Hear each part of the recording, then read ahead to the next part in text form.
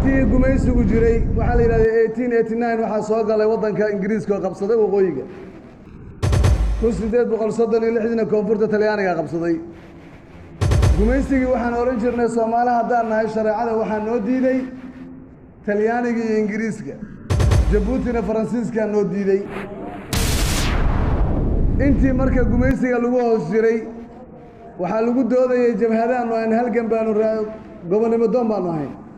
ama siyaasiyiin waxaa lahaa axsaab la dagaalamaya gumaystaha iyo mustacmaradda isticmaalka markii isticmaalkii baxay marka oo Soomaalidu ay xor yeelatay calan ayagu Soomaaliyeed wala bixin ay taagteen ay u bixiyeen cawaale calanka buluug ee xidigta leh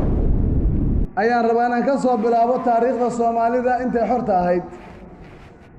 marka aan u bandhigo la gumaysanaya hortaad ku cudur daaranaysay markii gumaysigu tagay baarlamaankii u horeeyay ama majlisu shura ee Soomaalidu wuxuu ahaa 123 qof oo koonfur iyo waqooyi laga soo xulay waa 123 qof maxaan isku maamulnaa dastuur ma jiro markaa wax la qortayba ma jiraan sayelna waa la yiri marka waxaa laga codeeyay maxaan isku maamulnaa shareecada loo codeeyay shareecada dil la rumaystay looma codeeyeen kitaabka ma qaadanaa ma iska daynaa ma walaaba muslim haddaad ilaahay rumaysay ma soo galayso ayadoo saas tahay bay haddana codeeyeen Soomaalidii nasiib darrada jirtay waa 1960 bishii July 123 saddex qof ama laba qof baa tiri kitaabka Allah rabna war ummadan kitaabka Ilaahay aan ku dhaqno 10 ama 11 qofna waa ka aamuseen